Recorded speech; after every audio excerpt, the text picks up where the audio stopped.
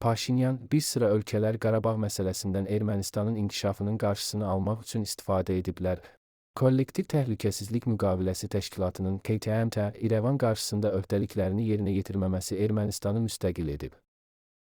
Oxu Az Ermənistan mediasına istinadən xəbər verir ki, bunu ölkənin baş naziri Nikol Paşinyan parlamentdə hökumət saatı zamanı bəyan edib.